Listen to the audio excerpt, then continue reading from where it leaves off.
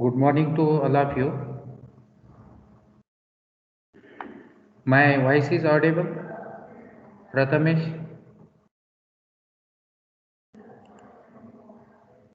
Yes, sir. Okay. Uh, Once again, I welcome all of you in today's lecture. In the last lecture, we already started module number 6. The module number 6 is basically on earth retaining structure. Okay. So we was see that the earth retaining structure in the form of diaphragm wall to retain the soil or to retain the water from the construction area. Okay. So one of the important you can say the construction modern constructions work we was already started in the last lecture, that is the diaphragm wall. So the diaphragm wall are the concrete or reinforced concrete wall which is constructed in slurry supported or the open trenches below the existing ground. The concrete is placed using the Tremy pipe. Okay. Basically, we are going to use the Tremy pipe for the construction purpose of the diaphragm wall. The diaphragm wall is installed with the help of precast concrete panels, which is known as precast diaphragm wall, or the diaphragm wall can be constructed to a depth of 50 to 150 meters in the depth, and the width of the diaphragm wall 0.5 to 1.5 meters. Okay. So the diaphragm wall construction method are relatively quiet and cost little or no viability. Therefore, they are especially suitable for almost all civil engineering project in the densely populated inner city areas. So due to their ability to keep deformation low and provide low water permeability, diaphragm wall are also used to retain the excavation pit in the direct vicinity of the existing structure. So in today's lecture, I would like to share you one of the important webinar which I have attended. So I will share that webinar with all of you. So that webinar is basically whatever maybe the retaining structure is there. Okay. So I have attended that webinar, and all the retaining structures is very nicely explained in that particular webinar. So I am going to share that webinar with all of you.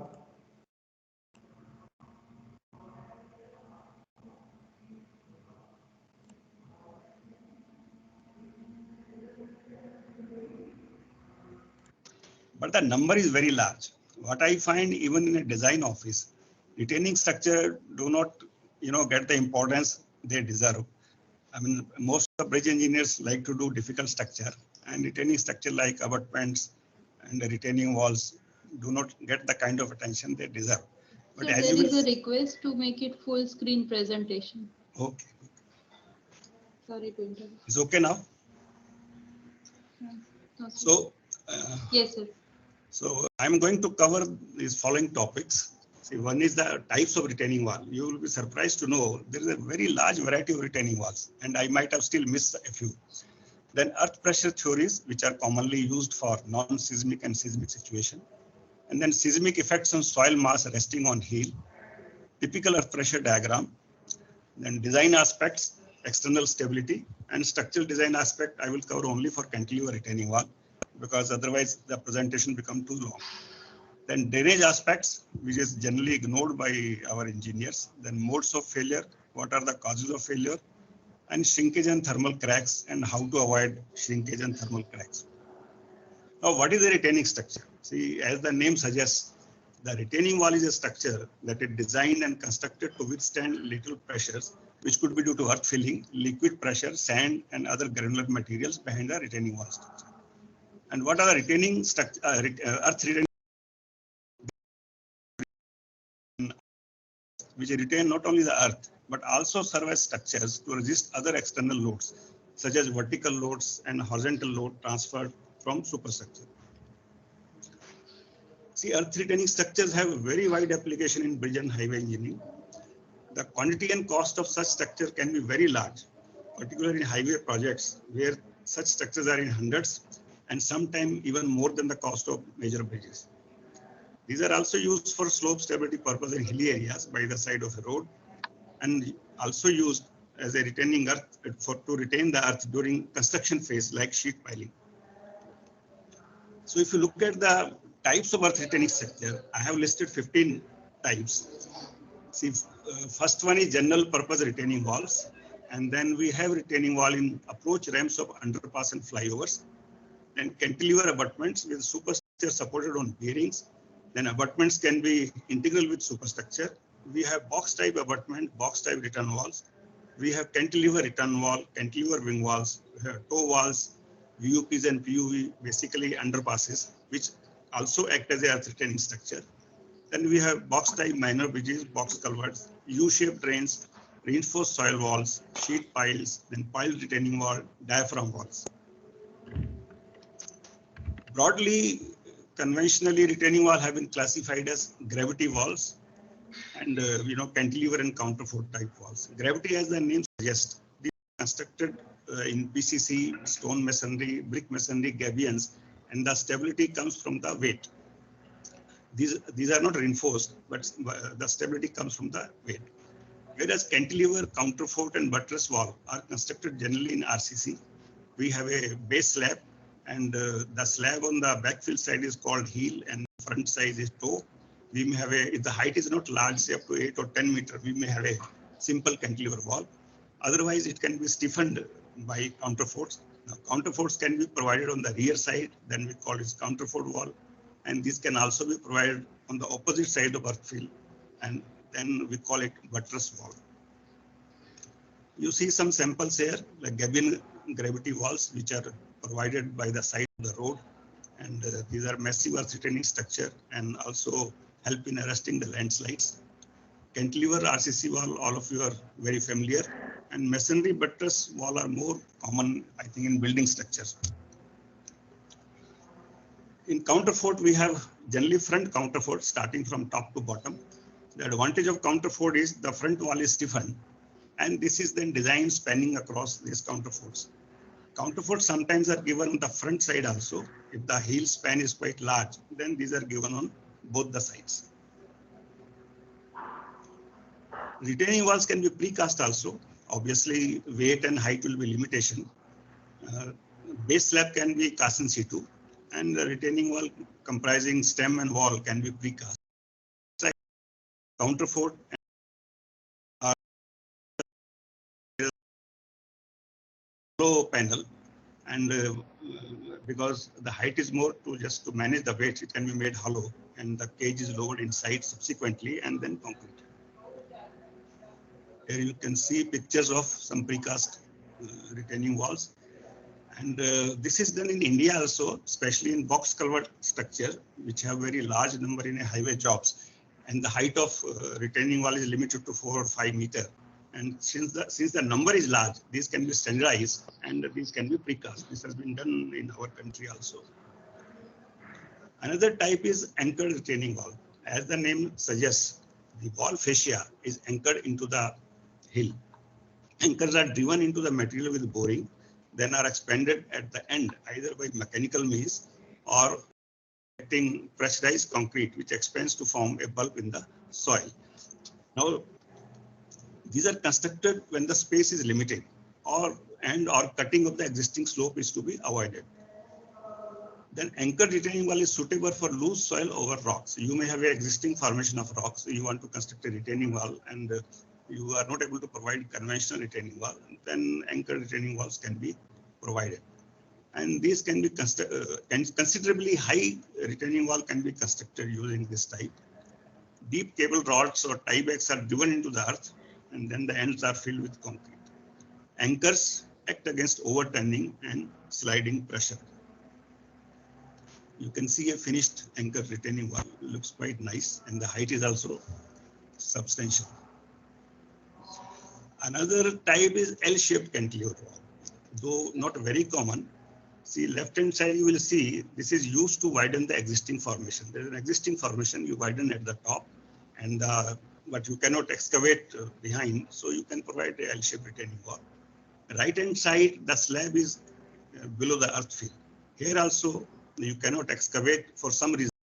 Side shape. The only thing is there's a limitation because it cannot be very high because the base slab will be to design a proper cantilever wall, you need a hill slab, you also need a toe slab. Now in this case, on right hand side, you can see a RE wall and you can see the bulging in some of the panels. These panels have been stabilized by soil nailing, but still to safeguard against any coming out of any panel, a L-shaped retaining wall has been constructed. This is a real example. And the space was limited already. There is a service road and traffic was moving on the top. So within the limited space of 3 meters, this L-shaped retaining wall has been constructed and on pile foundations. Retaining walls also have openings for passage of water, either through a culvert or a minor bridge. So these things happen frequently in many projects. See, RE wall or mechanically stabilized, these are Gabion walls which are mechanically stabilized. These are basically RE wall, but the fascia is Gabion.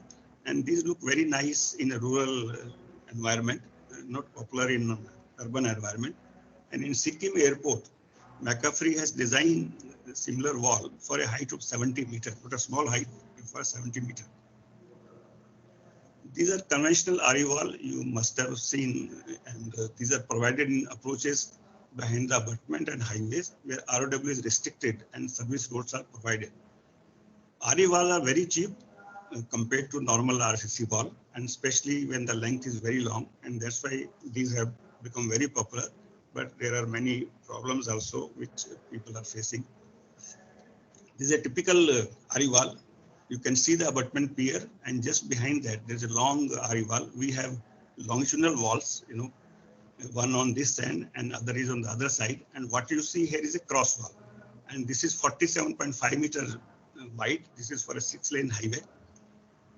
And in the end, you will see a crash barrier with a friction slab and crash barrier with a friction slab on both sides. So there are some issues with this detailing, which I will discuss later. This is a cross-section through the approach ramp. And you can also see ground improvement.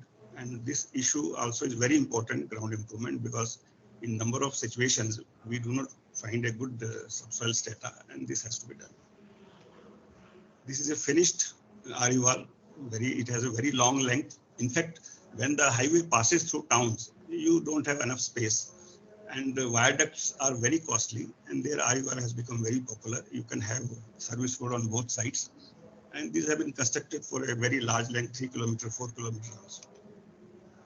Then hill areas, yes, this is very popular. This is known as a breast wall when it comes to hill areas. If there is a road, then we have to construct on both sides to stabilize the slopes, and so that there is embankments. Right of way is a problem these days. You want to have mostly road projects are 6-lane, and eventually these will be widened to 8-lane. The space is a problem. And because of a large number of VUP, PUP flyovers, the height of the embankment is also very large. I mean, it may vary from say 8 meters to even 12 meters, 15 meters. And the space required to accommodate the slopes may be very large. It may not be even available also. And then you may have service road on both sides. So the retaining wall become integral part of a embankment. If, as you can see, there is a service road here. This is a retaining wall either as a RE wall or RCC structure. And on this side, there is no service road. A small retaining wall, popularly called as toe wall, has been provided.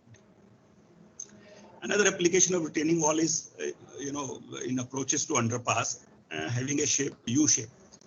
Here you see the width is only 8 meters, and this is the approach to a underpass. And the advantage of U shape is the walls are to be designed only for earth pressure and surcharge. But when you come at the base, the movements from both sides nullifies, and then this has to be designed only for the vertical weight. And in case of underpasses, if the water table is high, these have to be designed for uplift pressure. And that's why you see almost 2.5 to 3 meter thick base. And even, this doesn't solve the problem, then you will have to go for soil anchors or rock anchors. This is another interesting application where this structure is a real structure and as an approach to a major bridge, and the subsoil is clay, soft clay, and there was no other option but to provide piles. So you can see each side retaining wall is supported on a row of pile, and then there's a longitudinal beam, and at every pile location, this is connected through a tie beam. And this, because of tie beam, the thrust is transferred to the tie beam as a tension, and the piles have to be designed only for movement. Not everywhere piles are provided. Wherever possible, ground improvement can be done. And this shows ground improvement with stone piles. And these days, there is a lot of focus on liquefaction. So even below simple structure like VUP, retaining wall, we may have liquefaction. And liquefaction, if the depth is limited, say, by a couple of meters, you can replace the soil. But if it is maybe 6 or 10 meters, it will be difficult to design the retaining wall. So retaining walls is not purely a structural problem. One has to, look at it from geotechnical consideration also and do the needful. Then box structure in highways are also a retaining wall, serve as a retaining wall, and these include vehicular underpass, then pedestrian underpass, cattle underpass, minor bridges, box culvert, and utility culverts. So typically, VUPs are constructed over crossroads, and the standard dimensions are 12 meter wide and 5.5 meter vertical. These are clear dimensions. And these can be single cell, twin cell, depending on the width of the crossroad. Pedestrian underpass normally have a dimension of 7 meter wide and 3 meter vertical clearance.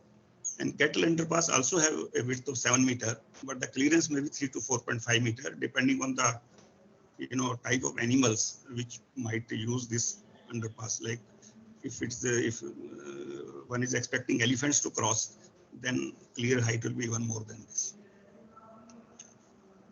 Here you on left hand side in key plan, you see a box kind of structure, and then on left hand side you see the wing wall.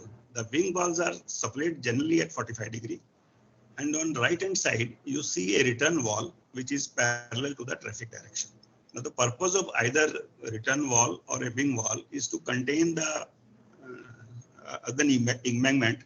See the wing wall totally contains the embankment and nothing is spilling beyond this. Whereas in a return wall, you will always find this embankments spill taking a quadrant. We call it a quadrant. It is taking a shape of a quadrant. And if you see here, this shows a box with return wall, and you can see the soil spill here at a slope of 1.5 with 2:1, and the length of the return wall basically is decided by multiplying this slope with the height difference between the formation level and the ground level. Whereas wing wall is played and it keeps reducing in height, and near ground level it can have a minimum height. These are some pictures of completed VUPs and PUPs, and as you can see, these vertical walls also retain the earth, and then you have supplied wing walls over here. Box type manual bridges typically have a span of more than 6 meters and length less than 60 meters as per IRC definition. Such bridges may be single cell or multi-cell box structure. Box culverts mostly are buried and have earth cushion on top, but in some cases, top slab is at formation level of a road. This can be single cell or multiple cell. Then utility culverts or ducts also provided as box section sometime. The width of these culverts may vary from 1.5 meter to less than 6 meter, and height is also variable 1.5 to 4 meters. These are pictures of some completed box culverts, and you can see, wing walls over here, and these wing walls can be very long also. Even U-shaped drains are also designed as earth retaining structure, especially in highway jobs when there's a built-up area. Then between service road and built-up area, these U-shaped drains are constructed with a typical height of say 1 meter. And at some location where the discharge is very high, even large-sized U-shaped drains can be constructed. Toe walls are very small height walls. These are generally constructed in PCC or stone masonry and widely used in highway projects where ROW is restricted. Length may run in several kilometers, sometimes all along the highway in some cases. I have seen contractor while bidding for a job, they have not considered toe walls, or maybe nobody gave them the quantities. And while designing the structure, they found the length was in kilometers. Toe walls are also used at the edge of the quadrant pitching, which we discussed just now. This is an abutment, this is a return wall, and earth is spilling in the shape of a quadrant. And this, since the height is substantial, this is protected through a stone pitching. And at the edge, we provide a toe wall to prevent slippage and spreading of the soil. Sheet pile walls are very common. These are suitable for supporting deep excavation during construction, providing protection to existing structure during construction. If you are doing excavation in a built-up area, you have to protect the buildings. And building cofferdams is a very important application in river for construction of well-oblique-pile foundation. Sheet piles can be cantilever for small heights, say up to 5 to 6 meters. And if the height of excavation is large, this can be anchored at the back. Then sheet pile material can be timber, RCC, or steel. Behavior analysis design of sheet pile is quite complex. Here you see an example of sheet pile being used as a cofferdam. The sheet pile has been given and a cofferdam has been created, because when you want to sink the well in the river, which has a standing height of maybe 4, 5, 6 meters, you have to create an island. It's a normal practice, and sheet piles are used here, and well sinking can then be taken up. On left hand side, you see sheet piles. This is supporting the existing bridge. If you are constructing a new bridge by the side of old bridge and very close to it, then excavation has to be done for casting the foundation and abutments. And the existing formation is protected through sheet piles.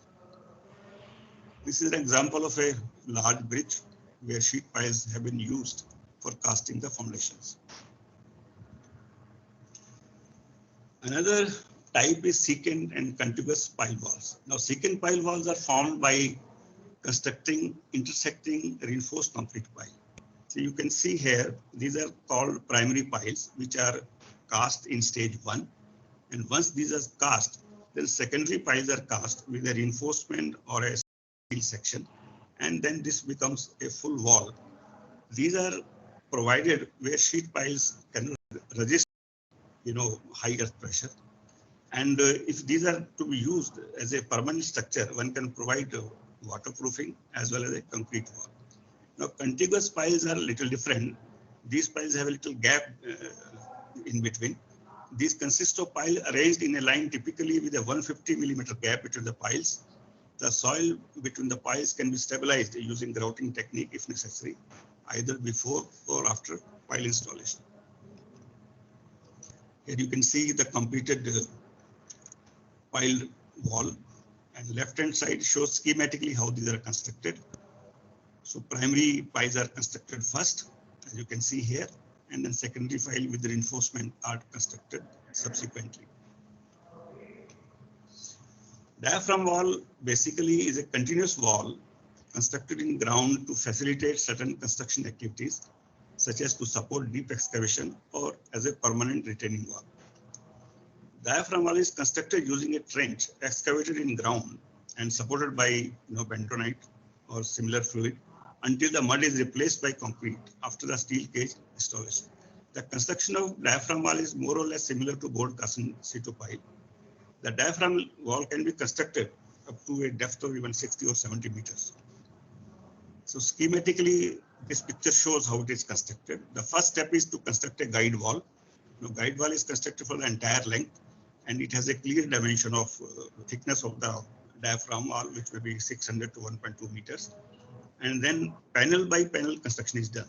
See, first one panel is taken, which may have a width of 2 to 4 meters, and it is the excavation is done through a clamshell or a grab, and end stoppers are also provided.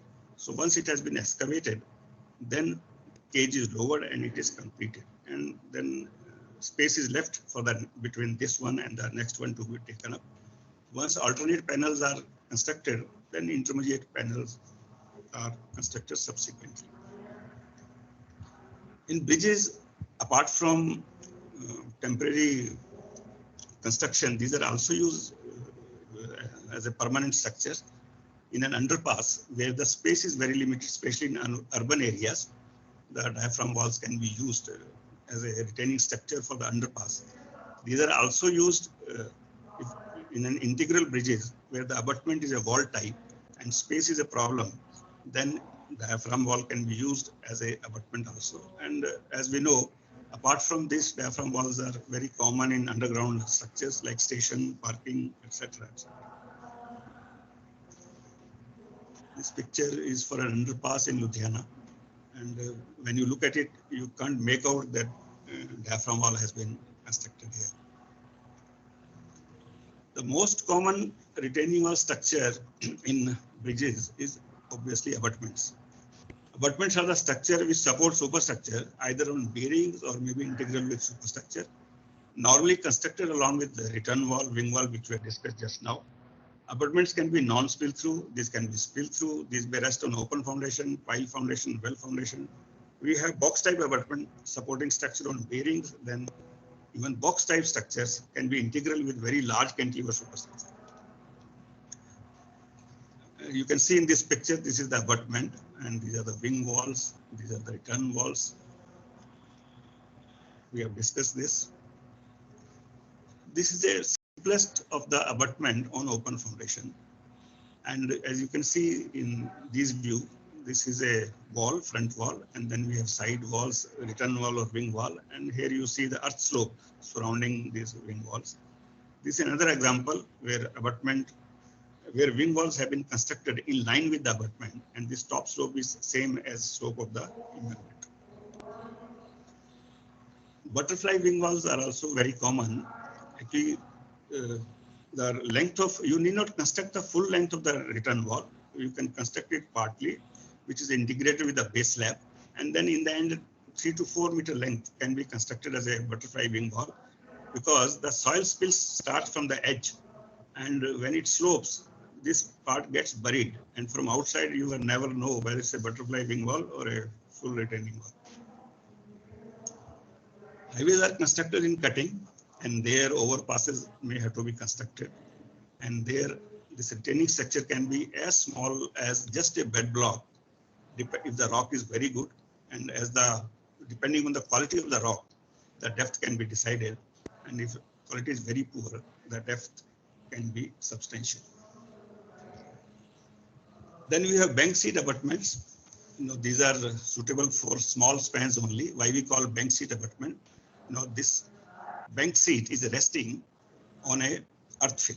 This earth fill can be normal earth fill. In this case, it is a RE wall, but this is suitable only for small span because the bearing capacity here will be limited, and even the RE wall or retaining wall has to be designed for this surcharge. So spans are limited, but it looks very nice. In this case, retaining structure or abutment is RCC and superstructure is resting behind. You can see some examples of bank seat abutments, and this is a RE wall in all longitudinally as well as in transverse direction. In this case, the superstructure span is very large and loads are very heavy. It's not possible to rest the, on earth fill. So an independent structure is created. These are just like piers, normal piers, and just behind that, retaining structure is created. We have 2 longitudinal walls and 1 transverse wall. And you might have noticed this kind of construction is very, very common in our country now, especially in flyovers and ROBs. We have another type, integral abutments. Now in integral abutment, as the name suggests, superstructure is integrated with the vertical wall. And it becomes a indeterminate structure. It It may have an open foundation, it may be supported on pile foundation, or it may be just outside the RE wall. And sometimes it is supported on single row pile or embedded wall abutment, which is normally constructed as a diaphragm wall.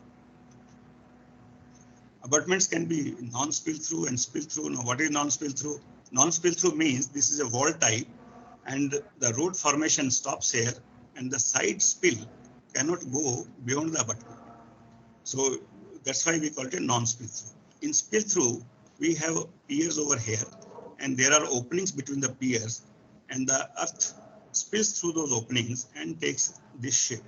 We call it spill through abutment. Now, why spill through abutment? Because sometimes earth pressures can be very large. If you construct a solid structure, then it may be difficult to design the abutment, especially when they rest on pile foundation or open foundation. When you make it spill through, then you relieve the earth pressure partly. This is another example where abutment is constructed on pile foundation. Then it has a return wall behind that. You can see butterfly wing wall. If you take a section here, it's a U-shaped structure, which is quite economical. So this is a combination of return wall on open foundation and then pile abutment on pile foundation, and it's a non-spill through. It's another example of non-spill through abutment where return walls are integrated with the abutment. So at the base, it's a U-shaped structure. When height is very large, walls are stiffened through counterforce. You can see a series of counterforce because the width is very large. But these days, most of the contractors I have found, they don't want to construct counterfort, even if it is economical. The emphasis is more on speed. In fact, I know, I will show you one slide just now where the height is 20 meters and it is being constructed as a solid wall.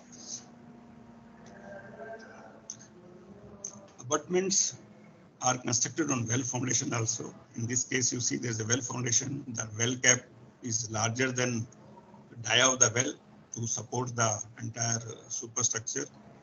The wall width is same as width of formation, and this is constructed in the center, and a part of return wall is also constructed over the well cap. In this case, if you notice carefully, the abutment is shifted. This is not constructed at the center. This is rather constructed at the edge, and well cap also has been projected. Now, why do we do this?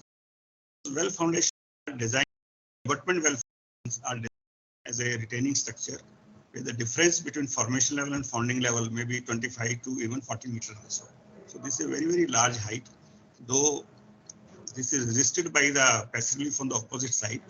But to reduce the active earth pressure, the abutment is constructed eccentrically with respect to center line, and because of this eccentric weight, it provides a moment opposite to the active earth pressure moments.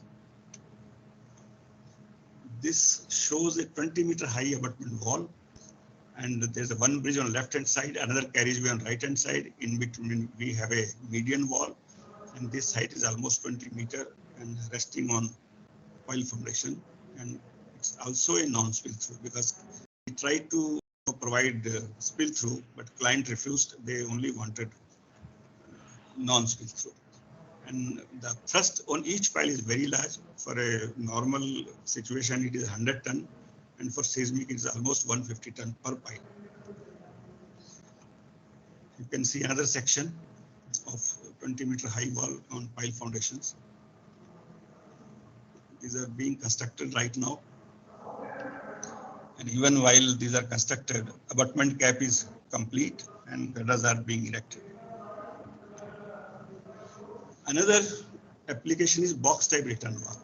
Here you see well foundation, then you see a abutment pier. It's not a wall type abutment, it's a pier as you can see here. And just behind that, a retaining structure has been created. So this is a hollow retaining structure which serves as a retaining wall, return wall. Now, why hollow? Because the bearing capacity here is very low. This height is substantial, and it cannot be solid fill. So to reduce the base pressure, this has been made hollow. But another problem is, since it has to retain the earth, so this first compartment at least has to be filled up with soil so that it provides a stabilizing movement. Here you see pictures of a spill through abutment. It has 3 piers, and these are the opening through which earth spills. This is a abutment cap. These are butterfly wing walls, and these are dirt walls. Left hand side, you see the finished structure. Sometimes abutments are constructed on piles, single row piles. These piles can be taken right up the top, up to the bottom of the abutment cap. And in that case, this also becomes a spill through abutments. Here you see another type, abutment on pile foundation, and it's left hand side you can see only 2 piers have been provided, and part of return wall is also constructed here, and just behind that there is a return wall, and soil is spilling through this, and in this case it has a launching apron. Now these abutments when provided over river bridges, now rivers are scourable, so to protect the abutment against scour, we have to provide a launching apron. And in that particular case, the scour level is taken at the cap or well cap because this is totally protected. This is a bridge on river Ganga in UP. It has 2 independent carriageway and 2 independent wells, and each well is supporting a spill through abutment. This is a completed view of spill through abutment. These are superstructure. You can see only dirt wall here. The abutment cap is also hidden, and this is well protected all around. The spill through abutments are quite useful in reducing the earth pressure substantially. But adequate protection has to be provided so that there is no scour. Another interesting application is box type, counterweight type abutments, generally provided in hilly areas. So in hilly areas, you will find you don't have a space behind. After crossing this bridge, you have right hand side. You have a huge abutment, and this is constructed as a cantilever from both sides. In between, you can have a suspended span or a central hinge. Now you can imagine this span can be as large as 130, 140 meters. This has been constructed in our country. And because of large cantilever and traffic load on top of that, introduces very high overturning moments. And add to this the earth pressure from behind, and then the seismic forces acting in this direction. The earth pressures are tremendous. The movements are very, very high, which are balanced by this abutment. This is another bridge in Sikkim, constructed by same technique. So this is a line diagram, and in plan you can see this particular abutment is 11 meter wide and 17.75 meter long, and these are even much bigger than this. It has vertical walls in both directions, basically a cellular abutment. This is the elevation, and first 2 compartments are filled with soil to balance the large overturning movements. And many a time these are anchored to the ground through pre-stressing if the movements are not manageable by gravity alone.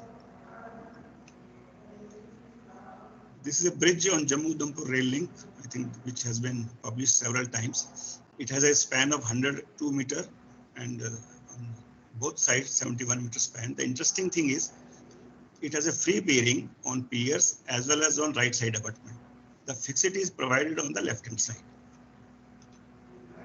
This is the enlarged view of abutment. You can see pier here and the fixity is here. The entire bridge, which is almost 240 meter long, is anchored here. And this helped in reducing the earthquake forces. And to retain the earth from behind, a box type retaining structure has been created. And this was a very innovative idea in year 2000 when several bridges were constructed on Jammu-Udhampur rail link. And I think this system was adopted in at least 3 bridges. We have seen a large variety of earth retaining structure, and there may be many more, but all these have a common factor. These have to be designed for lateral earth pressure. There are many theories. Typically, lateral earth pressure include active earth pressure, retained earth and surcharge, earth pressure at rest due to retained earth and surcharge, then passive earth pressure due to earth and surcharge, active earth pressure under seismic condition, passive earth pressure under seismic condition, then hydrostatic pressure in combination with earth pressure. And there are some other causes of also lateral earth pressure.